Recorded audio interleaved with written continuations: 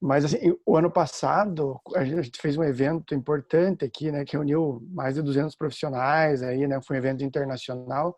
E o pessoal de Brasília veio aí, o pessoal do governo federal também, né, do Distrito Federal e assim, apresentar o problema, né, o que é o problema da estrutural aí e tal, e assim, até tive uma conversa esses dias, né, assim, o pessoal está pensando, o que está discutindo em termos de rotas tecnológicas aí para estrutural, a gente bati um papo com o Dourado, né, que não sei se você conhece, ele é um dos diretores. Dourado. Pessoal, vamos começar agora? Vamos. Aí a gente continua esse papo ali, eu vou começar a gravar, tá? Tá,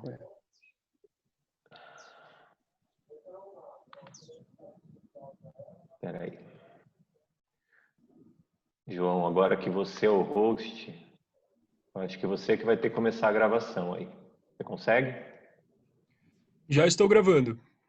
Tá, então beleza. Vamos lá. Tá aparecendo lá. Muito bem, pessoal. Sejam todos bem-vindos, quem está chegando aí.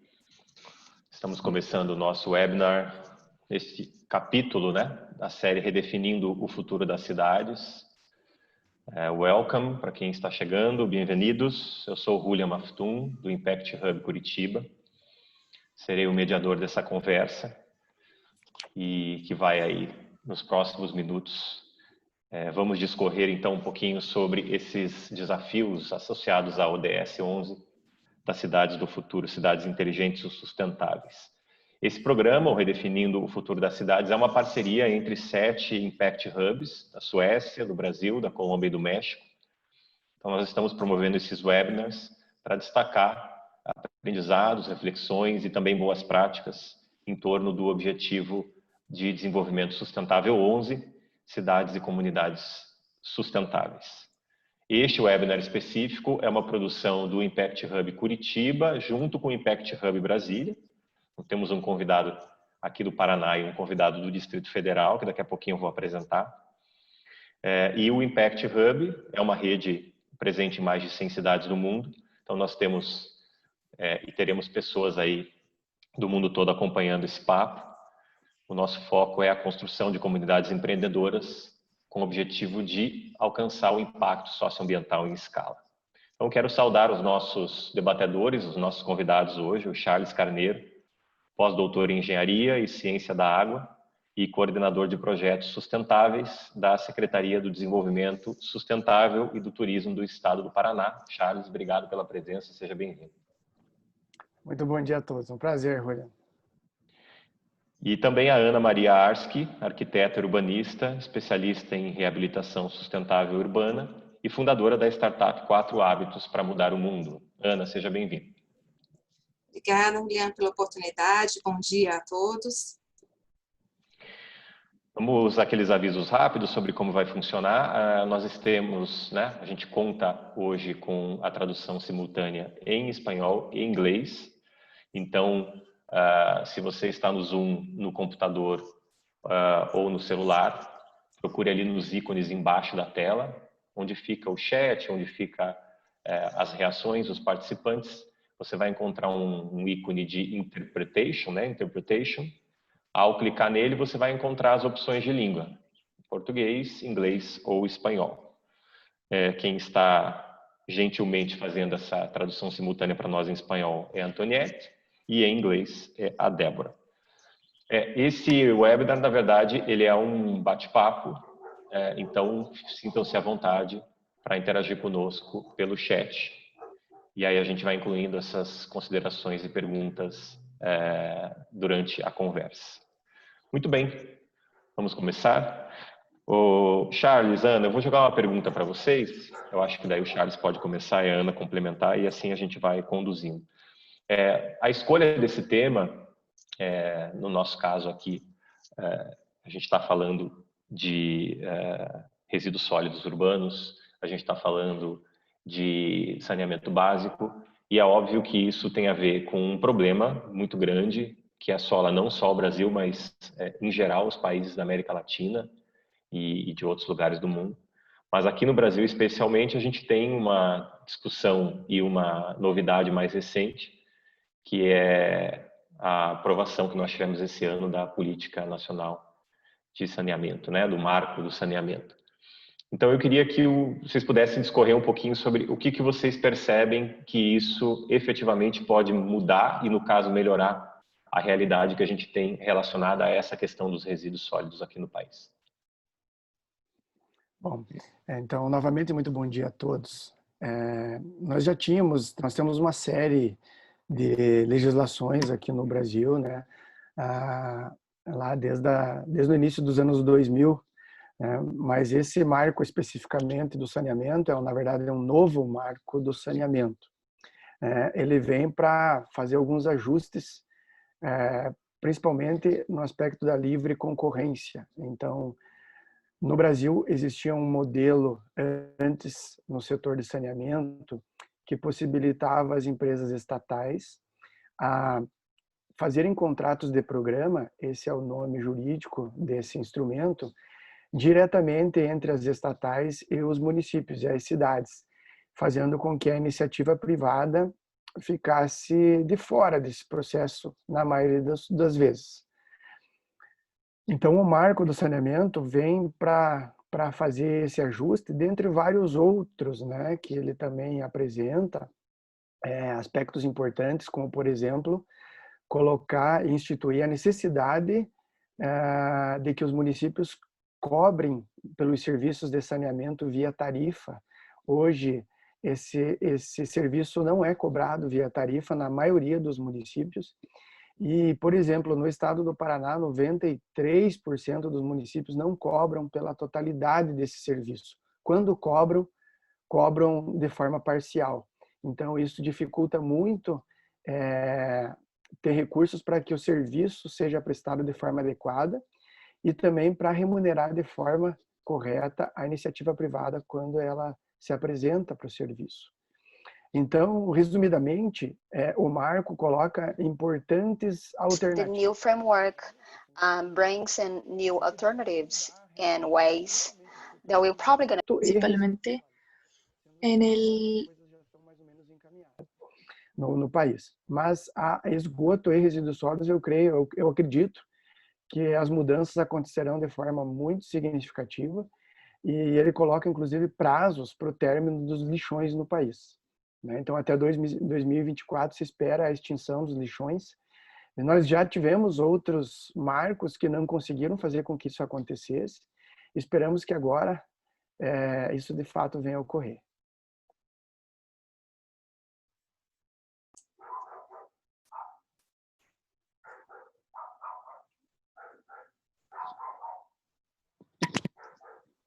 Não está tendo áudio, Julian.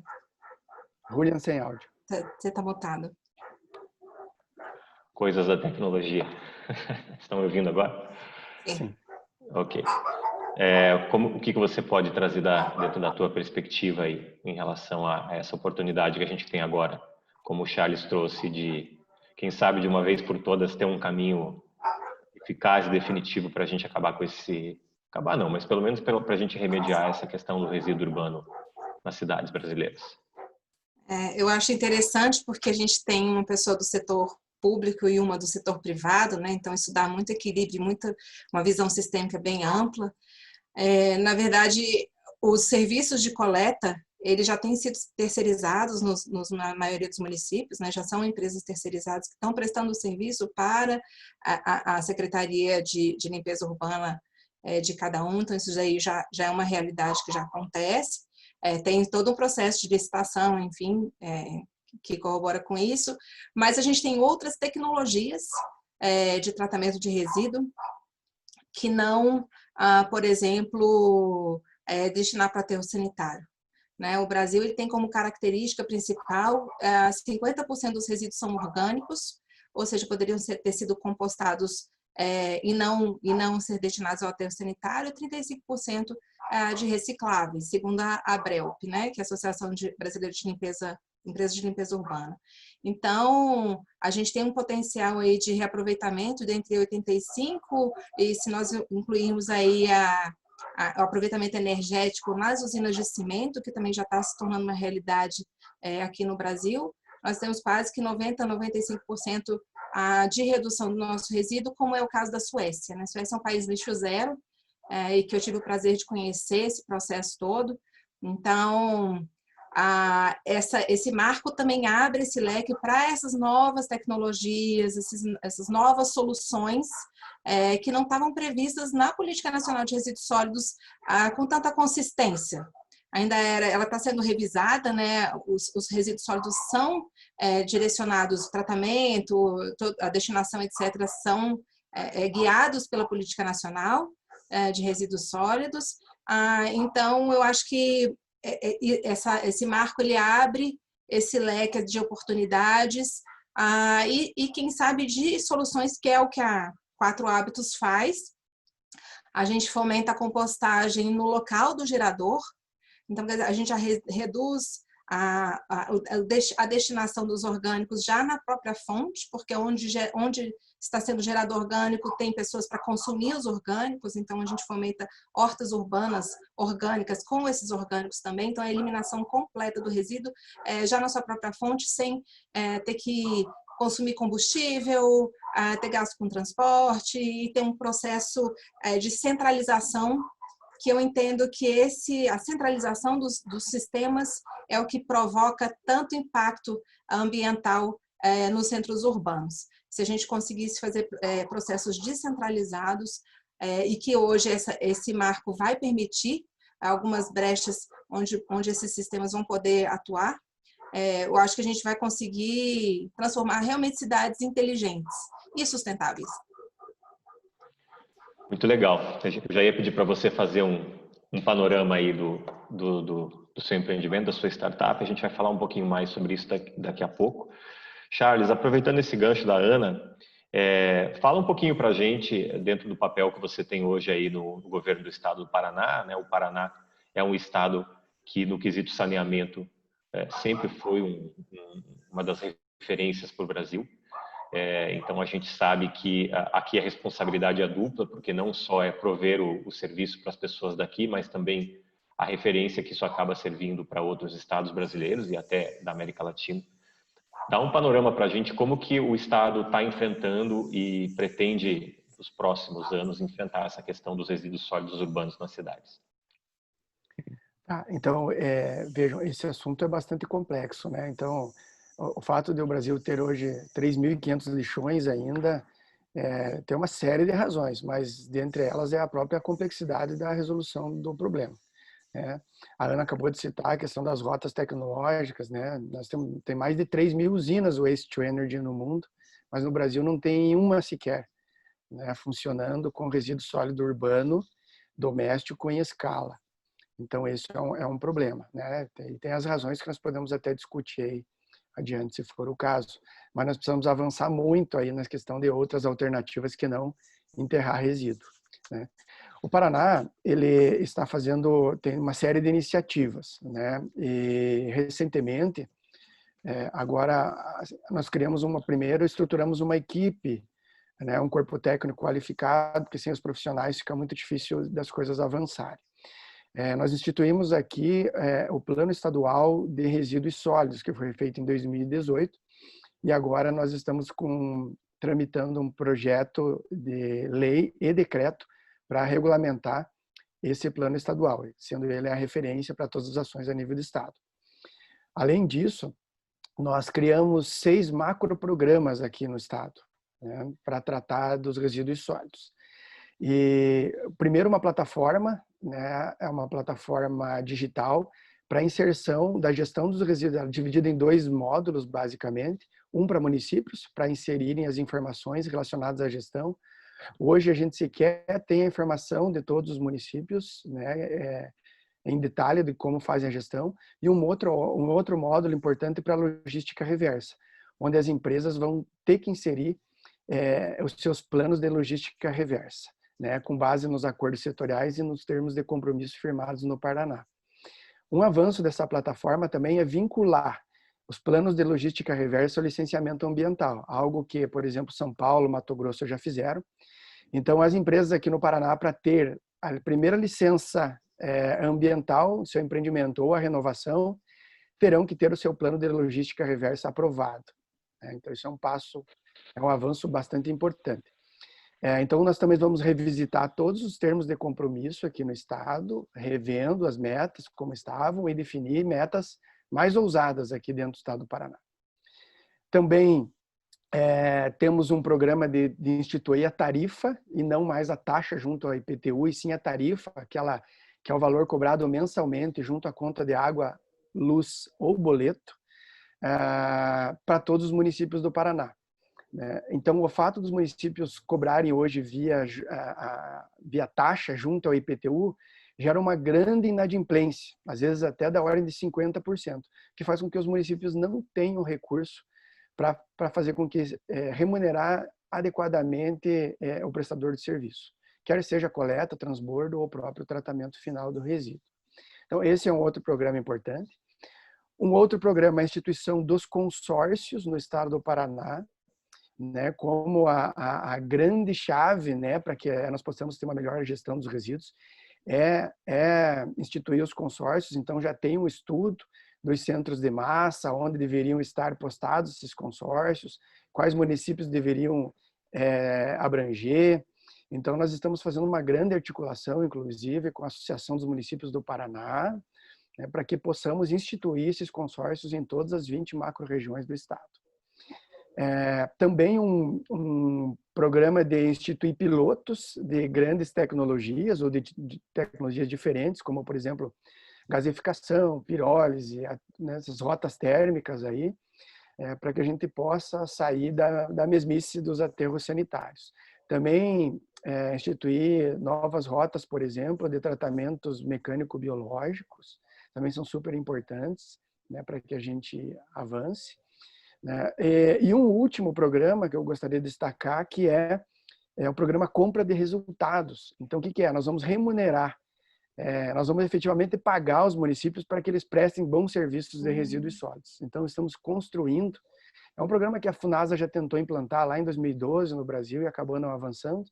Nós estamos dando um upgrade nesse programa e vamos implementá-lo no Paraná. Isso sempre com a ajuda do R20, que é um programa, que é um grupo aqui no Paraná, que envolve todas as secretarias de município dos 399 municípios do estado, que é um órgão consultivo e super atuante aqui no Paraná. Então, nós temos sempre esse órgão como referência para consulta e para encaminhamento também das soluções. E uma solução importante, acho que eu gostaria de destacar, não sei se eu vou ter a oportunidade de falar depois, mas o Paraná já tem a maior usina de geração de energia. A partir de resíduos do saneamento da América Latina, está instalada aqui em Curitiba, que é a CS Bioenergia, né, que é uma referência hoje aqui no sul do país e no sul da América Latina. Vamos falar disso aqui, sim. Né, na América Latina como referência, né? Acho que vale a pena apresentar esse destaque aí. Vamos falar então, disso desculpa sim. ter me alongado um pouquinho, mas são várias ações e complexas ações que precisavam ser destacadas. Não, fica tranquilo, Charles. Essa é a ideia hoje, a gente poder explorar esse assunto e poder dar essa perspectiva do que está acontecendo e do que está por vir nos próximos tempos. Eu queria dar as boas-vindas para quem chegou depois que a gente começou. Esse é o webinar Redefinindo o Futuro das Cidades, do Impact Hub. E para você lembrar que, para quem quiser, existe a opção de tradução simultânea. Basta você ir ali nos ícones embaixo da sua tela no Zoom ou no computador ou no celular e achar a opção de Interpretation. Ali você tem espanhol, inglês e português. São as 3 línguas que a gente está transmitindo esse webinar hoje. Estamos conversando com o Charles Carneiro, né, pós-doutor em Engenharia e Ciência da Água, está representando aqui o governo do estado do Paraná, que é onde ele atua hoje, né, nesse assunto do saneamento e dos resíduos sólidos, e a Ana Maria Arski, de Brasília, do Distrito Federal, que é arquiteta e urbanista, e que tem um projeto, uma startup muito legal, chamada 4 Hábitos para Mudar o Mundo. Ana, todo empreendedor começa, a gente espreme, sabe que começa se apaixonando pelo problema. Você já começou a falar um pouquinho do que gerou aí essa iniciativa que você criou e que está crescendo aí em Brasília. Fala um pouquinho da onde qual é o problema ou como que esse problema te incomodou, né? ou como que ele ainda te incomoda. E essa solução que você criou, né, essa solução empreendedora, como que tem sido a construção dela para resolver esse problema que você identificou? Joia, pois é, a minha história é interessante. Eu sou formada em arquitetura desde 95 e sempre fui muito conectada com projetos sustentáveis e não conseguia achar uma janela de oportunidade no Brasil. Então, quando eu fui fazer a minha especialização em reabilitação urbana sustentável, nos primeiros estudos eu identifiquei esse drama, né, o desafio que era o lixo no Brasil já era um problema em 2006, nós estávamos com 3% de reciclagem, o nosso índice total eram 65 milhões de toneladas ano, e o que aconteceu é que eu terminei, a gente ainda não tinha uma política, acompanhei o desenvolvimento da Política Nacional de Resíduos Sólidos na Câmara, no Senado, ela realmente só foi legalizada 2 anos e meio depois que eu terminei a minha pós, então eu continuei no meu escritório com projetos de arquitetura. Só que em 2018, num Congresso Lixo Zero Internacional que teve aqui no Distrito Federal, eu fui ver os indicadores e eu fiquei muito impactada porque nós continuávamos com 3% de reciclagem no Brasil, já com 75 milhões de toneladas geradas por ano. Então, isso me tirou da indignação para a ação. E o que eu criei na 4Horas foi muito sinergia. Eu fiquei muito feliz com todo esse panorama que o Charles trouxe, porque eu achei que o grande problema, assim, as leis elas já estavam muito consistentes, e o terceiro setor, que são as cooperativas, que é uma realidade brasileira importante para fazer a recuperação de recicláveis, na separação, etc., eles estavam muito organizados. Então, a gente estava com um buraco no segundo setor. Tanto a indústria e o setor produtivo, quanto o cidadão, não tinham abraçado ainda essa realidade. Eu não posso falar de Curitiba, porque Curitiba é um exemplo, né? É encantador o trabalho de Curitiba, é normal, já faz parte da cultura, né, do Paraná, a separação de resíduos, muito mais forte do que no resto do país. Mas foi isso que me moveu. E o que mais me chocou também foi a falta de governança. Então, hoje o Charles traz aí os dados exatamente a implantação de governança no estado do Paraná, e o que a 4Horas também faz é isso. Então, a gente faz são 2 níveis, né? Ele faz em nível municipal e governamental, estadual, a gente faz em nível local, nos grandes geradores de lixo, porque a gente pega muito volume. Então, não só em grandes geradores privados, como shoppings, supermercados, hotéis, empresas em geral, prédios institucionais e nos prédios residenciais. Então, o que a gente faz é que a gente ensina a separar com muita assertividade, né? Bem com muita contundência, dá os insumos para isso. Então, cada morador, por exemplo, tem um baldinho de orgânicos, onde ele vai colocar os orgânicos, tem lá tudo escrito o que ele vai colocar ali, cria uma rota de coleta diária, a composteira que vai ser compostado, e isso a gente está falando também em edifícios institucionais. Em pleno centro da cidade, a gente tem dois edifícios que fazem a compostagem diariamente, com 3 restaurantes, etc., justamente para a gente começar a mudar essa cultura. Foram 5 toneladas de resíduo orgânico desviadas em 4 semanas. Então, e foi o começo, né? Então, assim, e o que a gente faz é isso. A gente tem uma plataforma, nós desenvolvemos uma solução com a IoT que captura os dados diariamente, a gente treina a equipe de limpeza para fazer parte disso no nosso hardware, e aí a gente coleta isso na nossa plataforma, então a gente tem todos os índices do que foi coletado diariamente nesses ambientes, né, nesses espaços, onde a gente mostra, inclusive, a evolução, porque eles vão melhorando. Nós usamos esses dados como gamificação, como uma forma de comunicação, e de orientação, melhora também a metodologia de coleta, porque nos dias onde nós temos pouco índice de recicláveis, por exemplo, não precisa ter a coleta, então a gente otimiza também o trabalho da equipe de limpeza, e aí a gente começa a gerar Big Data, na verdade. Depois que a gente começou a ver isso acontecendo, a gente falou, nossa, nós estamos gerando Big Data para as cidades inteligentes, né? E justamente para colaborar com o index da ONU na Agenda 2030, com as ODS. A gente trabalha mais ou menos com a 11, 12 e 13. por causa a gente sabe que resíduos é uma das formas da gente mitigar emissões de gás de efeito estufa e de até gerar crédito de carbono. Então é isso que a 4 Hábitos faz. A gente ainda está no comecinho, né? É uma startup porque a gente está desenvolvendo um modelo para escalabilidade e gerar esse impacto aí direto no cidadão. Porque realmente, se ele não colaborar no descarte, na hora que ele faz o descarte correto, nós não vamos conseguir alcançar esse objetivo. E aí, para finalizar, para você ver o paralelo que a gente tem, Charles, a gente também premia de acordo com a performance. Então, a gente fez uma parceria com uma outra startup, que é a Gooders, é uma plataforma de descontos nos sites das lojas parceiras. Então, de acordo com a performance, cada participante, a gente tem um e-mail de todo mundo, cada participante recebe um voucher mensalmente de desconto, beneficiando, premiando essa boa ação que ele teve. Então, no final das contas, assim, no fim da conta, num edifício residencial, por exemplo, ele recebe de volta 10 vezes o investimento mensal que ele faz com a gente. Muito legal, Ana. Você trouxe aí esse foco que é esse gancho que você deu no final, né? A importância que as pessoas ou os geradores do resíduo têm no processo, né? E a gente sempre teve aqui no país uma postura muito paternalista e uma postura, né, por parte de quem presta o serviço e muito acomodada por parte de quem gera, né? É muito comum você achar que a pessoa residencial ou comercial, ela joga o lixo e ela simplesmente acha que ele vai brotar alguém do chão e vai levar ele embora, né? A gente tem ainda muito essa consciência que eu, como gerador, o meu problema acaba quando eu jogo o meu lixo no tambor, né?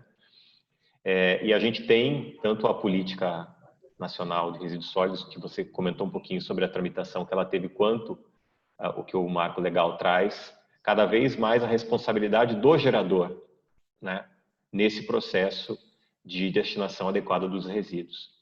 Queria que a gente abordasse um pouquinho essa temática, né?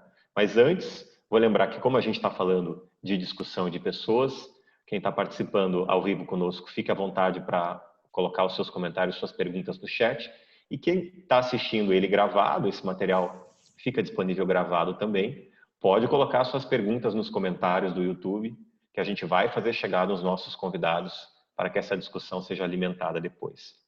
Charles, você trouxe aí uma série de iniciativas do governo. Eu sei que 2 ou 3 tinham muito esse foco no gerador, mas dentro da tua visão, né? Você acha que a gente já percebe uma transformação nos geradores de resíduo para que eles entendam qual é o papel deles nesse processo, para que assim a gente consiga ter resultados mais rápidos nessas ações que são necessárias e estão sendo feitas? Bom, como bom brasileiro, eu quero acreditar, né, e ter esperança que sim, que a gente está melhorando, mas assim, do ponto de vista prático, assim, nós temos um caminho quase que até o sol ainda, né, para avançar, né? Então, todo esse problema ele começa, ele tem dois, assim, se a gente falar da geração do resíduo, então ele começa na casa das pessoas. E tem o outro lado, falando da logística reversa, é a responsabilidade dos fabricantes, distribuidores, importadores e comércio em geral, né? Também para fazer a reversão desses produtos. Então, são dois grandes atores, como a Ana bem destacou antes, que ainda estão um pouco alheios a esse processo todo. Então, a responsabilidade toda está ficando aí muito com estados e municípios, e até mesmo com os prestadores de serviço fazendo, mas as empresas geradoras de resíduos impactantes ainda tem muito que avançar, né? Então, como esse problema começa em casa, então as pessoas ainda não sabem o que é reciclável, o que não é.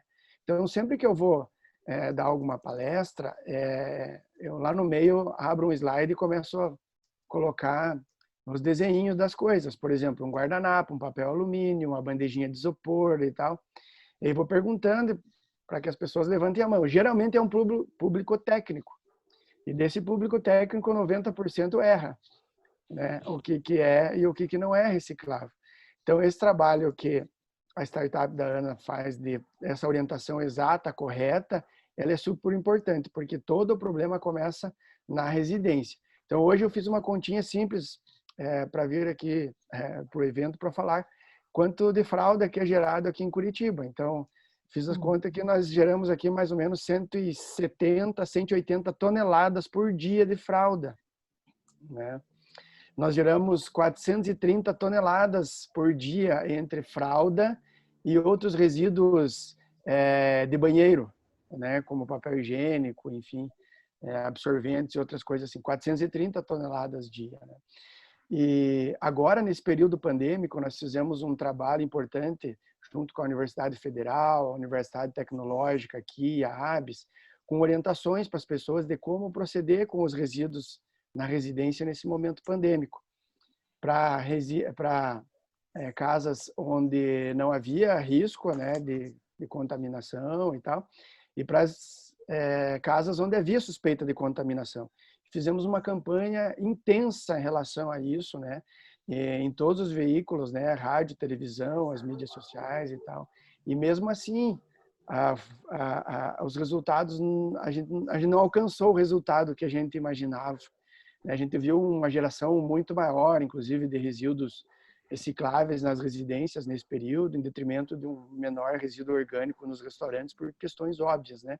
Então, por isso, a grande preocupação na manipulação desse resíduo no período pandêmico. Assim, então, a educação, ela é a chave de tudo. Nós vamos acertar esse problema, vamos resolver lá na frente, vamos ter melhores rotas tecnológicas, vamos gerar mais emprego e renda quando instituirmos e melhorarmos a coleta seletiva. Essa é a minha percepção. E um terceiro passo que a Ana falou, que eu acho que ainda nós estamos longe de acontecer, que é a terceira via, que a gente chama, que é a separação do orgânico, né? Hoje, na grande maioria dos municípios, o orgânico vai junto com o lixo comum, vai junto com o lixo do banheiro, para os aterros sanitários. Poucos fazem compostagem ou biodigestão. Mas esse é um passo que ainda nós, mais lá na frente, nós precisamos enfrentar. Hoje ainda o foco tem que ser na reciclagem, né? na coleta seletiva e na separação adequada desses materiais. Ana, eu já tive uma experiência em Brasília, eu morei aí na minha adolescência, e você falou uma coisa, uma das suas intervenções que me lembrou. Eu tinha 13 anos, tá? 93, faz tempo. Mas foi bem na época que Curitiba acabou ficando famosa, não só aqui no Brasil, mas em outros lugares do mundo, por conta das políticas ambientais relacionadas à reciclagem, separação do lixo. Foi uma das pioneiras aqui na América Latina e no mundo, né, nessas políticas. E a gente tinha isso muito implícito. Então, eu lembro que quando eu cheguei em Brasília, era muito comum as pessoas aí de Brasília dizerem: a gente conhece um curitibano porque ele está carregando lixo na mão, né? Que era mesmo, e a gente começa a perceber, né? A gente não jogava lixo no chão. É bizarro a gente lembrar disso hoje, mas a gente está falando que há menos de 15 anos, ainda é comum, tá? Mas há menos de 15 anos era natural a pessoa dizer: lixo, papel de bala, onde é que eu jogo? No chão, né? Então havia essa cultura. E então aí diziam o seguinte: a gente conhece o curitibano por dois hábitos. Ele carrega lixo e ele tem lixeira no banheiro. Que daí tem a ver com uma coisa que o Charles estava colocando, né? Em Brasília, todo mundo achava que o papel higiênico, por exemplo, ia para o vaso sanitário, né? Ninguém tinha lixeira nos banheiros. E até hoje, quando eu comento com as pessoas que esse não é o correto, né? Muita gente fica chocada. Você que trabalha muito na ponta com essa questão da conscientização da educação, o que você pode trazer de perspectiva, do que você tem observado em relação a essa educação mesmo, a essa mudança de hábito das pessoas em relação à geração e à destinação do lixo? Então, eu queria aproveitar só um gancho para a gente não se perder nessa questão dos orgânicos. Eu sei que tem um projeto de lei em Florianópolis já para compostagem, e aqui no Distrito Federal, desde março, a gente também já tem uma lei aprovada na Câmara Distrital, que faz um escalonamento de compostagem de orgânicos para os grandes geradores, pretendendo atingir, inclusive, os condomínios residenciais. Então, eu me coloco super à disposição, Charles, do que você quiser discutir sobre isso, para a gente poder agregar valor aí, porque eu acho que o orgânico já entenderam isso, e, na verdade, o meu foco de trabalho na separação é no orgânico, porque na hora que a gente tira o orgânico da rota, o lixo de banheiro já está separado por si só, porque é um ambiente diferente, né? Então, os recicláveis, eles praticamente ficam na sua integridade, né? Pouca coisa. A gente ainda tem um desafio muito grande aqui no Distrito Federal, que praticamente 60% do que é coleta seletiva vai para o aterro sanitário ainda, por descarte equivocado da população. A gente só tem um aproveitamento de 40% de tudo que é coletado nas rotas de coleta seletiva. Então, a educação ainda é muito forte. Mas, tentando complementar um pouquinho aqui também do que faz com que isso aconteça, eu acho que a gente contar para a população, para o cidadão, o que acontece com todos os resíduos que ele gera e separa, para onde que eles estão indo, e qual o benefício, qual o impacto positivo que isso gera. Né? Então, a gente também traduz isso em números, não só na mitigação das emissões e dos créditos, a gente traduz isso em IPs plantados e adultos, né? A vida útil de um IP, porque o IP, principalmente o IP amarelo, é um símbolo do Distrito Federal, né? Então, a gente usa isso como número de árvores plantadas. A gente também traz o impacto social para os catadores, quanto que isso melhorou de renda para a cooperativa que coleta naquele local lá. E o tempo de vida útil do aterro sanitário, que é um investimento público caro, é um equipamento caro, e não deixa de gerar impacto ambiental, porque tem emissões de gás de efeito estufa no aterro, e principalmente de metano, que ele é 28 vezes mais potente em aquecimento global do que o próprio CO2. Então, a gente tenta conscientizar a população disso.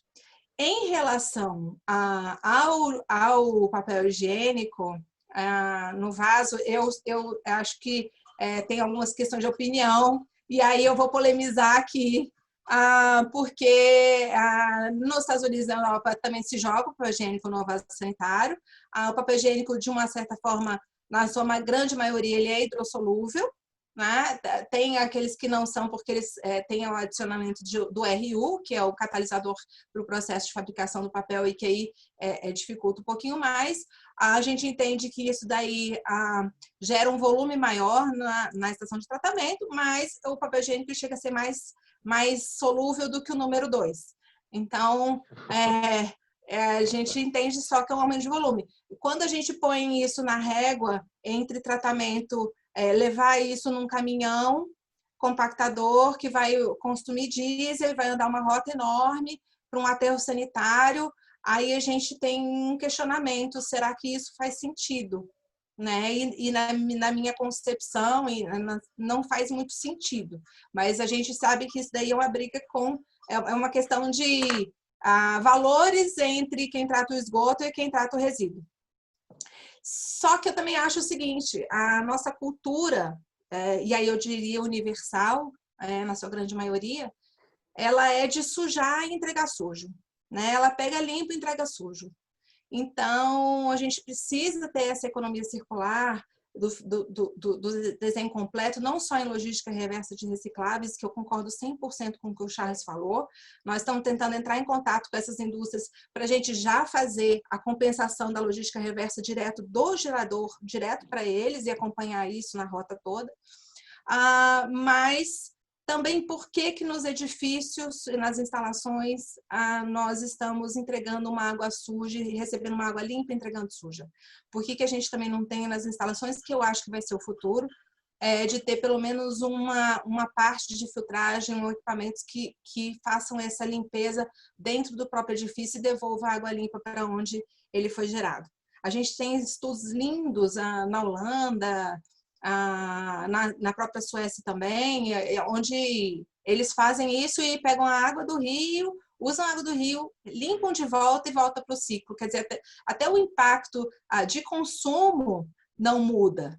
Então, nós estamos passando por uma parte de estresse hídrico muito grande, né? A América Latina tem 26% da água potável do planeta, com 6% da população. Então, não está encaixando muito bem essa conta da gente entender que São Paulo passou por estresse hídrico, o Distrito Federal passou também por racionamento, a gente tem várias cidades disso, porque a gente precisa manter o sistema funcionando.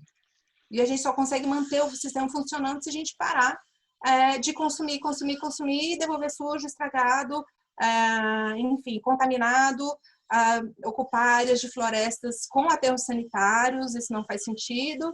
Então, eu acho que a consciência principal é essa, como é que a gente vai poder fazer diferente e deixar a economia circular funcionar.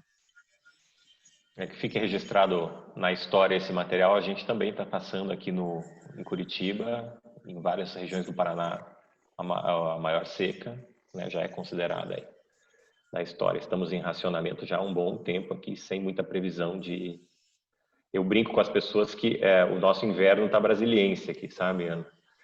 Então, quem já teve no inverno em Brasília sabe, seco e sem chuva. Aqui a gente sempre teve um inverno muito úmido, muito frio, né? E a gente está tendo uma realidade muito diferente esse ano aqui em Curitiba, o que gerou uma diminuição bem grande enfim, da água disponível para a gente consumir. E me chama a atenção, Charles, que eu acho que é um link legal, porque também é uma área tua de conhecimento,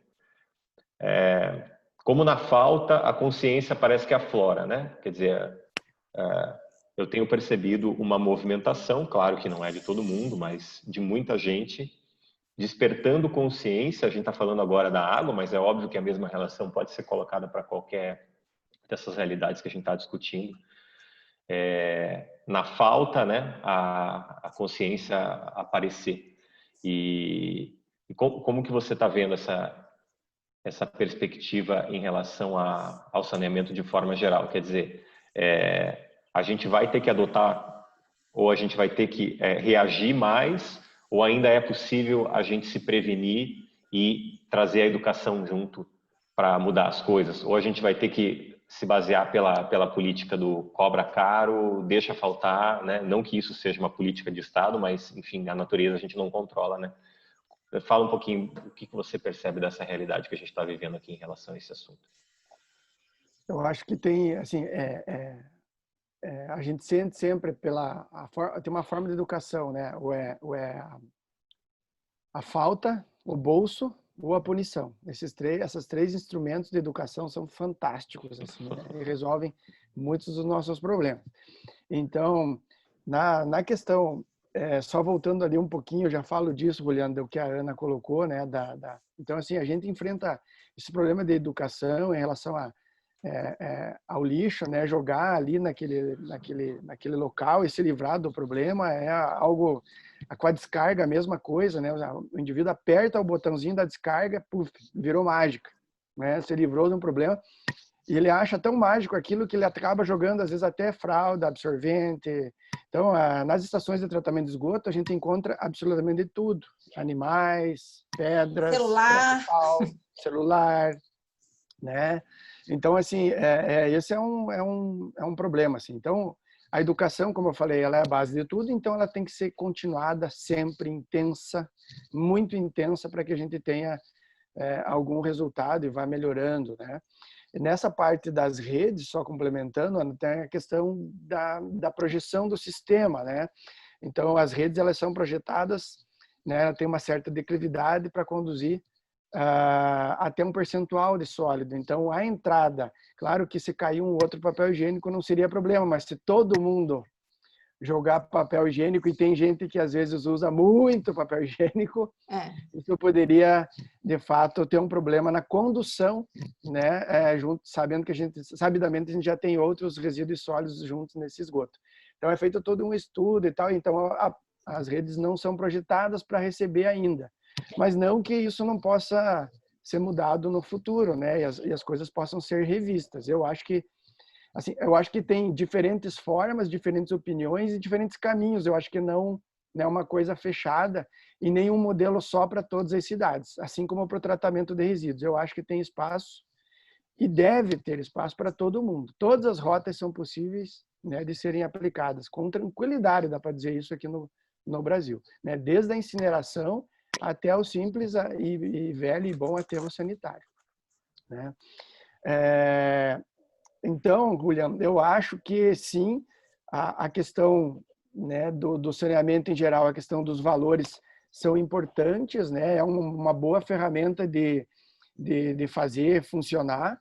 Eu acho que nós vamos passar por um momento assim de educação sempre, né, na questão do resíduo. Daí eu acho que nós temos que passar por um momento de cobrar efetivamente por 100% do que representa esse serviço para a prefeitura. Esse custo não é da prefeitura, ele é do munícipe, assim como já é água, esgoto, assim como ele já paga pelo celular, paga pelo serviço de internet, ou paga por outros, né? Ele tem que pagar pelo serviço do resíduo sólido na sua totalidade, desde a varrição das ruas até o tratamento do resíduo. Então, nós vamos passar por esse momento de cobrar por 100% desse serviço junto aos cidadãos. E aí tem as várias métricas de se fazer isso. E um terceiro momento que eu vejo que alguns países já o fazem, que é cobrar efetivamente por aquilo que ele gera. Nós estamos muito longe disso. O Brasil tem sérios problemas para implementar uma política dessa, porque ele vai muitos vão jogar no lote de vizinho, né? Então, para não pagar, essas coisas que nós temos aqui, enfrentamos essa coisa do jeitinho brasileiro em todos os setores e segmentos. Mas alguns países já adotaram isso, né? Ou cobrar pesando, ou cobrar, por exemplo, pela sacola. Ele pode comprar por uma sacola de 1, 2, 5, 10 quilos, a sacola do orgânico, a sacola do reciclável, a sacola do comum. E haverá um momento adiante, 10, 15, 20 anos, que nós vamos ter que encarar esse problema, né? Mas nós estamos ainda nos problemas dos lixões, né? Nós ainda estamos nos problemas orgânicos, né? Dos recicláveis. Então, temos etapas complexas aí para superar e para poder avançar. Charles, vou emendar com você uma outra, porque você trouxe aí uma das suas intervenções, uma iniciativa que envolve todos os municípios aí do Paraná e as prefeituras e o quanto que o papel delas é fundamental nesse processo. Politicamente falando, num âmbito geral, você tem percebido também uma sensibilidade maior dos prefeitos, enfim, das referências políticas dos municípios em relação a esse tema?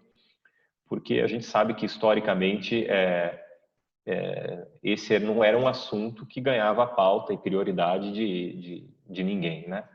Mas até por conta do tamanho do desafio, das leis que a gente tem e também dos problemas associados que a gente já sofre por ter negligenciado esse tema. Mas você percebe que há uma sensibilidade maior vamos dizer, da classe política brasileira em relação a esse tema do saneamento e do resíduo? Eu percebo que há, só que essa sensibilidade maior, às vezes é por amor, às vezes é por dor mesmo. Né? Então, assim, com a importante atuação do Ministério Público, né, e dos órgãos ambientais, a gente tem promovido avanços também. E claro que também há gestores que têm essa sensibilidade, nós temos vários bons exemplos de gestores que buscam, né, deixar legados, porque resolver o problema do resíduo sólido não se consegue resolver numa gestão. Então, quando ele adentra nesse problema, ele sabe que ele não vai conseguir finalizar, né? Então, mas mesmo assim a gente tem gestores fazendo ótimos trabalhos aqui. Eu conheço mais de perto os trabalhos aqui no Paraná e aqui sim tem bons exemplos disso. Mas também temos os exemplos onde o Ministério Público e o órgão ambiental têm feito com que os gestores se movimentem, né, com autuações, notificações, ajustes em cima do próprio CPF, e isso dá resultado, dá um bom resultado, né? Quando não, prisões. Nós temos casos no Brasil já de prisões enfim, é crime ambiental fazer isso, né? Não fazer a gestão, empilhar resíduo diariamente, da forma isso é crime ambiental, sabidamente. Então, eu quero crer que assim o Estado tem um papel fundamental nisso também, de apoiar, de dar ferramentas, de criar mecanismos para que os municípios, às vezes os municípios, principalmente os menores, têm muita dificuldade de poder implementar isso, às vezes por falta de pessoas, falta de conhecimento, falta de recursos. Então, o Estado tem um papel fundamental de ajudar os municípios, né, para que eles consigam, de fato, implementar melhores gestões, né, em relação aos resíduos sólidos urbanos. Quer complementar, Ana? O Charles é difícil de complementar, né? Ele é bem completo, mas eu queria só puxar o gancho do que ele falou lá no começo, né? Desses 3.500 lixões que ainda estão em funcionamento, que precisam ser fechados até 2024, como uma janela de oportunidade, né? Então, é a janela de oportunidade de fazer diferente, de procurar não fazer tanto investimento em aterro sanitário, uma vez que a gente tem todas essas outras tecnologias aí aflorando. Então, procurar evitar isso de uma certa forma, ou fazer isso entendendo que ele pode ser um mecanismo também de geração de energia através da exploração do gás metano, né? Então, já fazer uma implantação casada, né, para pelo menos gerar um pouco mais de benefício, mas procurar essas novas tecnologias, eu acho que é um grande caminho. E a gente tem aí 3.500 lixões para a gente fechar.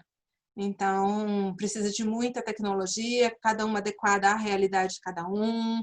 A gente tem esses municípios que são pequenos, né? Então, assim, a gente tem um volume de municípios de menos de 5.000 habitantes muito alto, o que viabiliza processos de compostagem, né? São poucas pessoas, conseguem fazer isso de uma forma descentralizada também e colabora isso com o fechamento, mas aí na hora que a gente está falando de recicláveis, a gente começa com desafios das rotas, justamente porque são volumes pequenos e às vezes muito dispersos, né? Então, são desafios e é isso, a gente precisa de muitas soluções juntas para a gente poder resolver esse problema no Brasil. Mas, Ana, falando... Deixa eu só fazer mais um parênteses, claro, se me permitir. Ainda você falou, né, da sensibilização. O novo marco do saneamento também vai sensibilizar muito os municípios e os gestores, né, os prefeitos, porque ele coloca efetivamente prazos, né, e prazos assim com consequências importantes para aqueles que não cumprirem, né, com a própria intervenção até do Estado. Em criar, por exemplo, os blocos de municípios, né, para a gestão consorciada, né, dos resíduos. Mas eu não tenho dúvida nenhuma que já é uma terceira vez que é colocado prazo para encerramento dos lixões, né, e eu acho que essa vez agora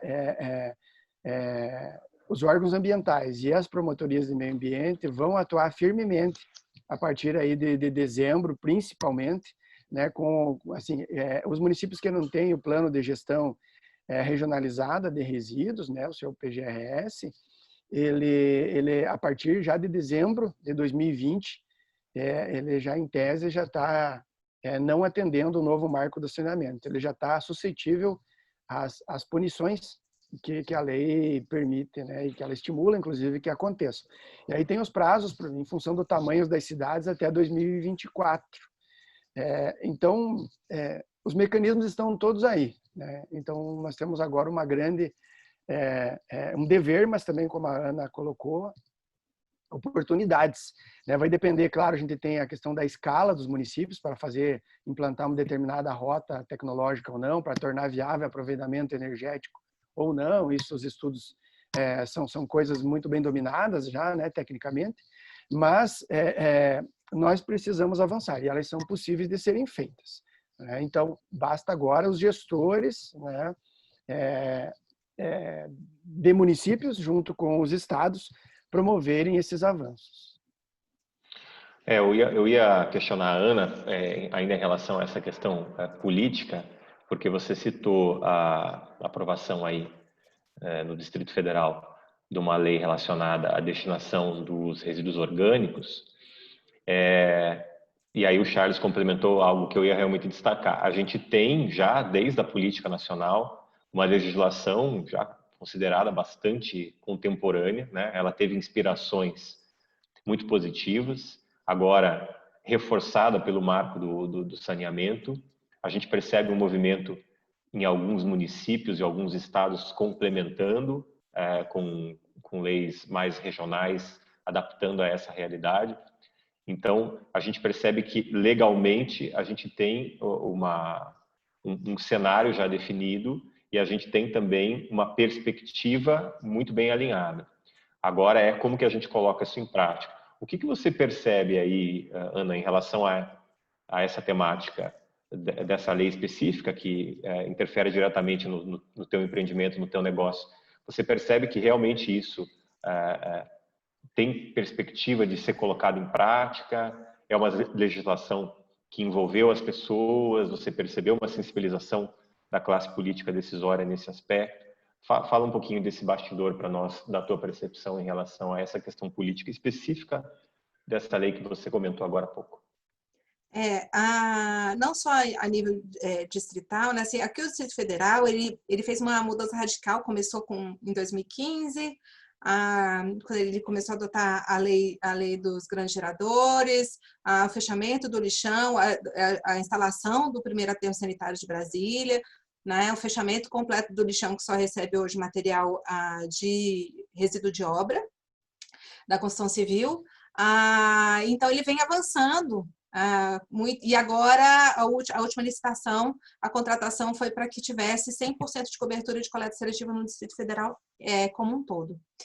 Então, a nível distrital, eu diria que a gente tem sido muito bem atendido. Isso é resultado de uma atuação constante do Serviço de Limpeza Urbana Público, o SLU daqui, junto com o IBRAM, que é o Brasília Ambiental, que é o órgão ambiental, junto da Câmara Legislativa também. Então, assim,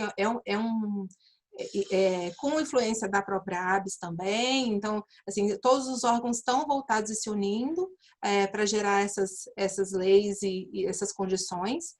Mas a nível governamental também, a nível federal, o Ministério do Meio Ambiente também e a Câmara Legislativa também estão atuando muito num dado que eu acho fundamental, que é a bitributação dos recicláveis. Então, a partir do momento, e isso está sendo uma discussão muito grande, foi gerado uma consulta pública do Recircula, que é uma normativa sobre isso, com a participação das grandes indústrias, Nestlé, Coca-Cola, a Unilever, enfim, todos esses players que têm essa demanda gigante por logística reversa, né? Eu acho que 22% de logística reversa é pouco. Na verdade, eu tenho o seguinte conceito: se faz um pouco, por que não faz muito? Né? Então, por exemplo, a compostagem também ela é gradativa, mas como a gente já chega em 90%, 80%, 90% de compostagem de orgânicos no primeiro mês, porque é uma questão de processo estratégico. Né? Então, por que compostar 20% se a gente pode compostar 90%, 100%? Então, a logística reversa também, eu acho que ela tem esse começo, ela foi leve, para que as pessoas abordassem, inclusive pelos custos, né? Esses custos gerados vão ser cobrados em algum momento do próprio consumidor final. Isso daí não tem a dúvida disso. Né? Então, mas como é que a gente pode tirar pelo menos a bitributação do material reciclado que vai passar por essa logística reversa? Isso está sendo uma grande discussão, tanto na Câmara Legislativa quanto no Ministério do Meio Ambiente, porque aí é uma barreira muito grande que a gente vai quebrar. Né? E aí a gente vai conseguir melhorar todo o ecossistema, melhorar as condições de trabalho. As cooperativas, a gente tem cooperativas aqui no Distrito Federal e fora delas que já estão com um nível de governança muito alto também, de dar orgulho do trabalho deles e do que eles têm feito de desenvolvimento pessoal também dos cooperados. Então, eu acho que o que falta aqui são só essas pequenas questões que podem destravar muita coisa na questão da logística reversa, que é o grande desafio na área dos recicláveis. Bom, a gente faz aquele prólogo de assuntos muito legais, como nós estamos fazendo, e naturalmente as pessoas vão se soltando. Você sabe, quem está acompanhando, fique à vontade para fazer suas perguntas pelo chat, quem está acompanhando ao vivo. E, mais uma vez, se você está acompanhando gravado, também fique à vontade para fazer as suas perguntas, que a gente faz elas chegarem nos nossos convidados. Andréia, que está participando conosco, comentou sobre isso que você falou, Ana, que ela também acha que a logística reversa tem que ter metas regionais e por materiais, né? E não uma meta geral dos 22%, como você trouxe. E a Aline faz uma pergunta também para a Ana, é arquiteta ou vai se tornar arquiteta como você, e ela pergunta sobre a questão dos selos de edificação, né? Por exemplo, a gente tem aqui no Brasil, o mais popular é o LEED, e como que a questão dos resíduos está associado a esses selos, né? A gente vem percebendo, na verdade, que isso até está se tornando um diferencial, né, para alguns empreendimentos, né? Como que a questão do resíduo impacta nisso, Ana, dentro do seu conhecimento? Então, cada certificação, ela tem uma pontuação, né? Então, ela leva em consideração, no caso dos edifícios, desde a construção. Então, assim, como é que os resíduos de construção estão sendo direcionados, né? Então, tem que ter uma governança desde o começo, até o princípio do sistema construtivo e do projeto em si, um projeto inteligente, onde tem uma construção enxuta, Lean Construction, né? E depois o resíduo ele passa a ser na parte operacional, né? Então ele é um outro tipo de certificação, ele já fica na área operacional, mas ele sim pontua sim, e a gente tem essa nossa governança, isso nossa plataforma é justamente para isso, para que os nossos clientes sejam candidatos e consigam esses selos de certificação do selo Aqua, do selo LEED, do BRE. Tem outras várias, né, a Fundação Vasolim, então, enfim, todas essas que estão levando isso, que ultrapassa a edificação em si, mas sim a cultura de uso desse espaço, né, que é um outro patamar. Mas todos esses, sim, geram certificação. O Caio e a Amanda também participando conosco. A Amanda faz um comentário aqui, de que ela é de Brasília e da sua cidade, Ana, e que ela percebe aquilo que a gente estava dizendo, né? Que em geral as pessoas, os geradores ainda não são sensíveis a essa temática, não sabem onde descartar, não têm noção do real impacto, que também foi uma coisa que o Charles trouxe bastante ali. Às vezes nem quem é técnico sabe, quanto mais um cidadão comum ou um empresário, enfim, um dono de restaurante. E que então a Amanda fala da mudança de mentalidade da população, quanto ela é necessária para a gente fazer essa mudança se tornar mais definitiva, né? Obrigado, gente. Podem continuar participando. A gente tem mais uns minutinhos até finalizar o nosso webinar e vamos pontuando as perguntas aqui para os nossos convidados. Charles, você começou trazendo ali uma referência sobre a possibilidade que o marco do saneamento abre da iniciativa privada realmente passar a ter um papel mais protagonista nesse cenário. Essa é a grande polêmica, né? Acabou sendo, pelo menos aqui chegou no público, até a justificativa pelo atraso da publicação desse marco. Ele ficou aí vários anos em discussão ou na boca ali para ser votado pela Câmara em Brasília e o Senado. E muito batia nisso, iniciativa privada, não iniciativa privada. Pelo lado do ente governamental que você representa, o que vocês imaginam como governo que vai acabar sendo o papel da iniciativa privada nesse novo cenário que está se construindo no saneamento aqui no Brasil? A gente entende que é fundamental a participação da iniciativa privada, né? Ela já era antes desse marco do saneamento, né? Nós tínhamos a dificuldade de instituir de forma tranquila, estou falando do aspecto legal de construção dessas parcerias, né? As PPPs ou as sociedades de propósito específico, né? Porque ainda temos dificuldades desses arranjos técnicos, comerciais e legais de fazer isso, mas não era uma falta de percepção da necessidade, né?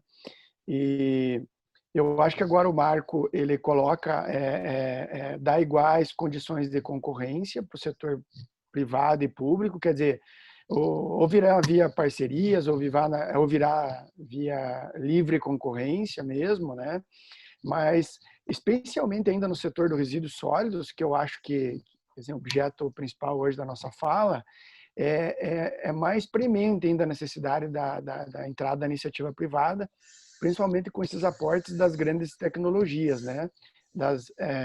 Principalmente as rotas térmicas, porque além de serem grandes investimentos, requerem um conhecimento, né, diferenciado para poder operar, né, fazer manutenção. Quem conhece um pouquinho na prática o que significa isso, não é simples, né, montar uma usina de transformação, de geração de energia, né?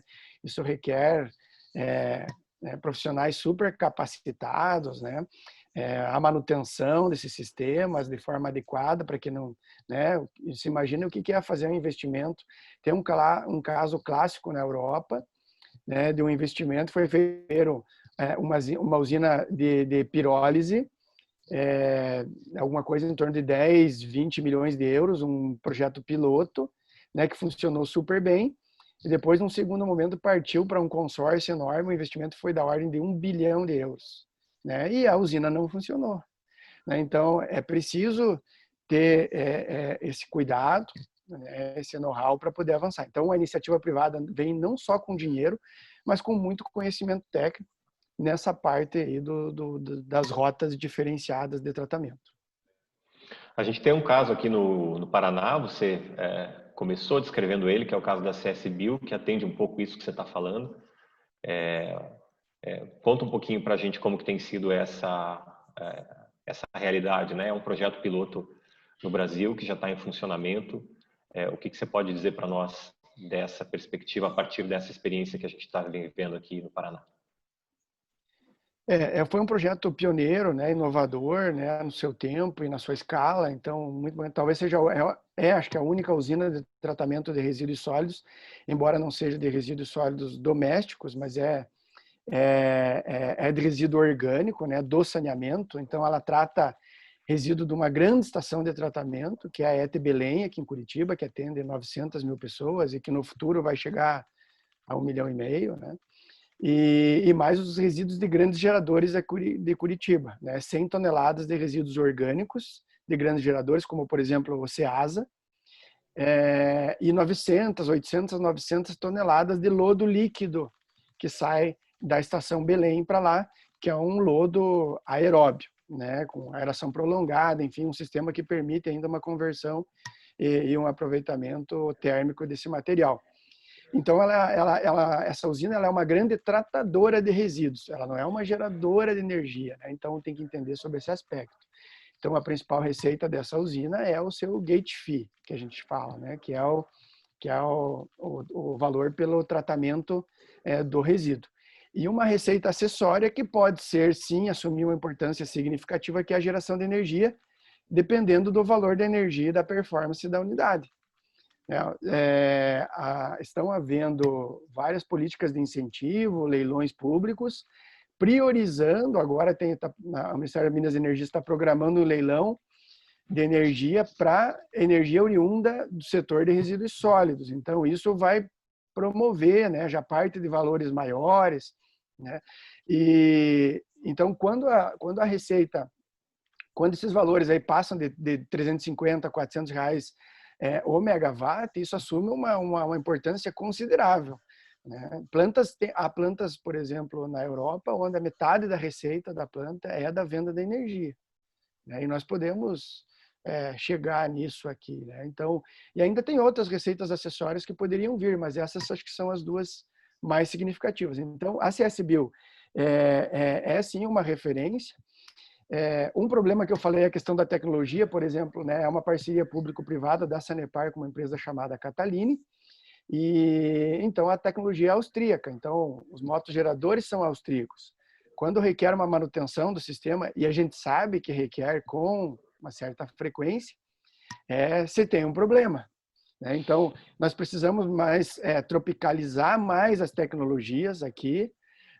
Precisamos também tropicalizar mais os valores das tecnologias, né? Hoje, com o euro a quase 7, fica muito difícil também trazer isso de lá, né? Então, hoje eu tenho algumas iniciativas aqui no Brasil já, né, de produção né, desses dessas rotas tecnológicas, né? Não só dos geradores, de turbinas, de próprios secadores, combustores, hoje já há. Então, assim, nós estamos desenvolvendo.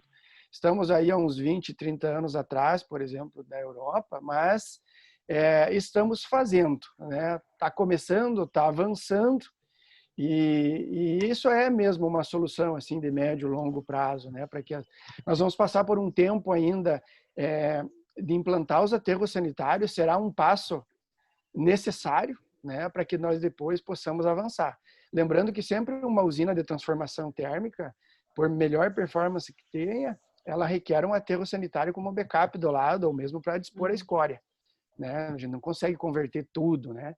Então, os melhores índices aí chegam a, pelo menos, sobrando 8, 7, 6% de escória nesse final do processo. Então, assim, eu acho que nós precisamos disseminar essas boas práticas, né, como a CS Bioenergia, nós poderíamos ter várias dessas espalhadas em pelo menos uma em cada capital do país, né? É uma boa referência. Ana, você quer complementar? Fique à vontade.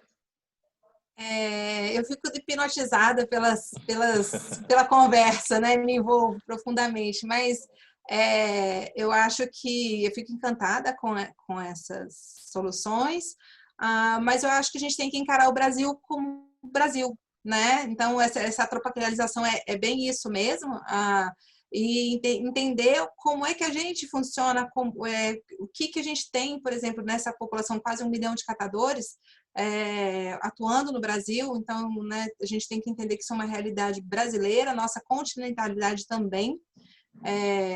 Então, meu detalhe é só no cuidado de quais são os resíduos que vão para fim energético, em termos da gente não usar resíduos que ainda estão consumindo matéria-prima não renovável do nosso meio ambiente, né, do ecossistema. Então, eu acho que eu procuro muito fortalecer muito a questão tanto dos orgânicos quanto dos recicláveis, porque cada tonelada de reciclável, por exemplo, na questão do alumínio, são 3 toneladas de bauxita que são salvas, fora o consumo de água e energia no processo de transformação. Então, a gente tem isso também sempre na nossa conta, de que preservar matéria-prima não renovável, né, da natural, é um dos nossos maiores desafios. E também lembrando o seguinte, que o carbono, grande parte do nosso carbono está dentro da terra, né? E então esse processo de mudanças climáticas e aquecimento global foi do processo de retirada desse carbono constante no petróleo, no gás e no carvão, tanto para consumo de energia, para desenvolver embalagens e outros produtos, enfim, manufatura. Então, a gente está precisando parar de tirar esse carbono de dentro da terra e começar a usar o que está por aqui e neutralizar também o que já está, porque a gente já está passando do nosso limite, né? Entramos no cheque especial, tem 2 semanas, no cheque especial do planeta, então a gente não pode deixar de lembrar disso e levar isso em consideração para que a gente tenha sustentabilidade como um tripé da nossa atuação. Sem dúvida, Ana. Você trouxe um assunto bem importante que eu não vou nem colocar aqui, porque senão a gente vai ficar muito além do tempo, mas eu acho que vale sim a gente até pensar em promover discussões em relação a isso mais para frente, porque a gente tem uma realidade social relacionada à reciclagem e destinação do lixo do Brasil, que é a figura dos catadores das cooperativas, né? É uma situação quase que única no mundo. E a partir do momento que você vem com essa modernidade e novas tecnologias, levar em consideração que existe uma cadeia, existem milhares de pessoas que sobrevivem disso, têm isso como única renda. Então a gente não consegue simplesmente transpassar essa realidade e criar uma paralela, porque a gente vai acabar jogando muitas dessas pessoas na miséria. Não que elas não sejam miseráveis hoje já, mas vai ficar pior ainda, né? Então, como que a gente consegue coincidir e conciliar essas duas realidades é realmente um desafio que acaba envolvendo inteligência pública, política, técnica. Eu sei que a gente já tem boas experiências disso por aí, mas, repito, é um assunto extremamente complexo, extremamente polêmico. Nem vou jogar ele aqui, porque senão a gente vai acabar deixando muito superficial, mas vale muito a sua colocação. Teremos Juliano, um próximo, então. Oi. Podemos programar um webinar só para falar disso. Mas só para isso. Julian, me permita só um parênteses, então, porque é importante, né, assim falar. Então, o fortalecimento das associações, das cooperativas é super importante. Nós temos feito isso, assim, tentado fazer isso, né, de várias formas, e isso começa na casa das pessoas. Quando as pessoas separam bem o resíduo, vai chegar um resíduo melhor lá, né, para que eles, em maior quantidade, ao invés de jogar no comum. Então, isso gera mais renda para associações dos catadores lá. Quando a gente fala em transformação energética, a gente também nunca deve pensar, né, como eu falei, existem mercado para todo mundo. Os nossos níveis hoje de 3% no Brasil, né, de reciclagem. Então, se a gente dobrar para 6, a gente tem espaço para ir para 15, talvez até 18%, né? Mas nós estamos com 3 aqui ainda.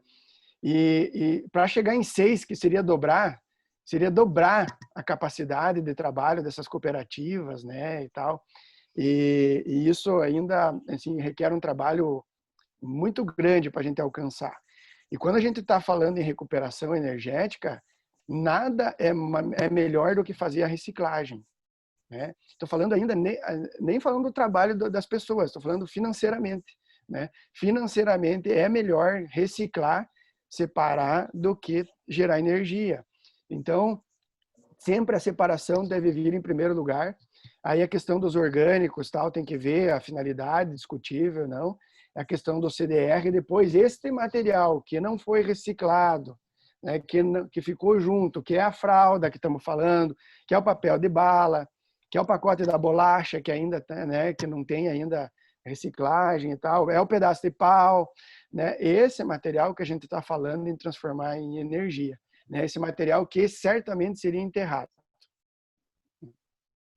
Não vou me a Andrea está concordando com vocês dois. Ela escreveu aqui que ela também acha que a recuperação, a reciclagem deve vir antes da recuperação energética, né? E para isso é importante a gente ter as políticas, ter as metas. Ela fala aqui, pergunta aqui em relação à sua fala, Charles, sobre a geração de energia, se já existe valor para isso, né, em termos desse mercado de compra dessa energia que passa a ser criado a partir de agora. E também a Amanda faz uma pergunta bem interessante, que daí eu vou jogar essas duas para a gente finalizar. Então, Charles, você pode responder essa, né, em relação a esse mercado de energia vinda da biodigestão, aí, como você citou, se isso existe uma competitividade nesses valores ou se a intenção é se chegar nisso. E a Amanda faz uma pergunta sobre resíduos de indústria automobilística, oficina mecânica, se vocês percebem nas duas realidades que há alguma, ou que existam políticas para destinação adequada desses resíduos. Tá. Quer começar, então, assim, Charles? Aí a gente passa para e fecha. Tá, já começo. Então, a questão o tratamento, a rota térmica ou a rota biológica, o final é o mesmo que a energia, né? Então, pela rota biológica, nós temos aí o biometano, né? Interessante, né? Entrando bastante agora aqui, né? Como combustível.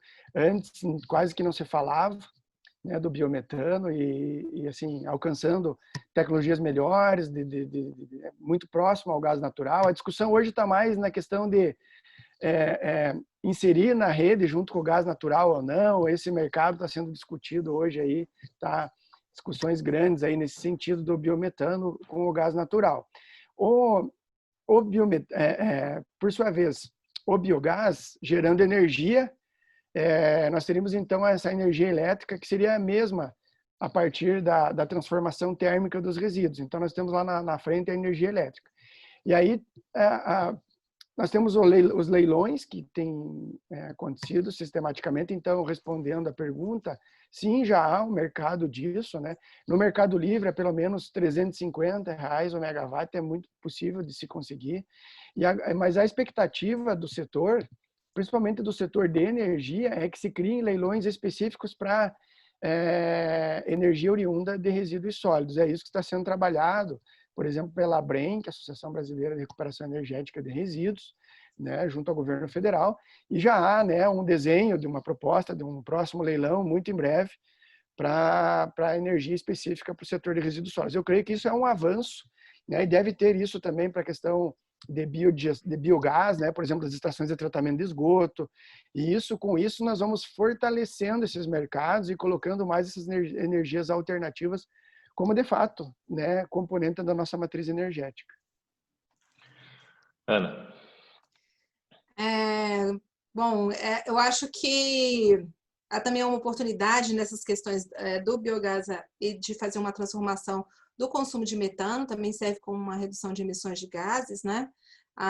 Então, ou pelo menos da quebra da molécula para CO2, então já reduz em 28%, 28 vezes, né, o volume de emissões, então isso é bem importante.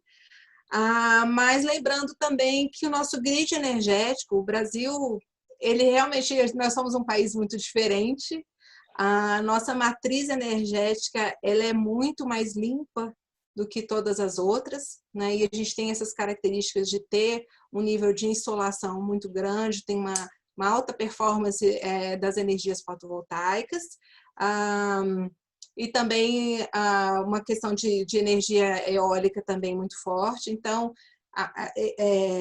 acho soluções interessantes, principalmente para essas questões, né, sobrando essas coisas, mas lembrando, tem uma outra empresa chamada Bumera, ele é pesquisador de soluções para resíduos que não têm solução, e ele conseguiu dar uma solução para a fralda descartável. Então, aí, na verdade, o nosso grande desafio é logística mesmo, ou uma replicação desses modelos em outros setores, para que a gente não tenha que centralizar.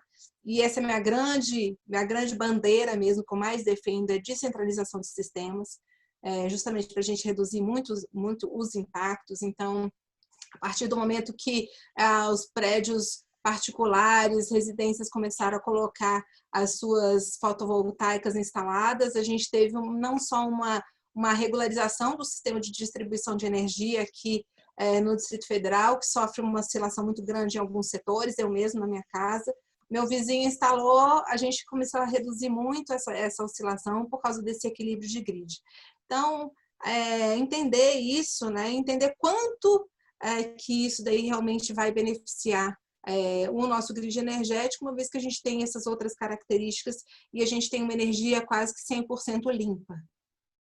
Então, é só isso que eu queria adicionar, porque a gente tem esse impacto, né? A energia toda vinda de gás, seja biometano, seja gás natural, enfim, ela vai gerar emissões de gás de efeito estufa, e essa é uma pauta que a gente tem que bater. Eu sei que eu estou sendo insistente, mas a gente tem aí um desafio de chegar em 2050 com net zero, então a gente precisa fazer a nossa parte, precisa olhar lá na frente para entender se essa solução aqui vai ajudar a gente a chegar lá.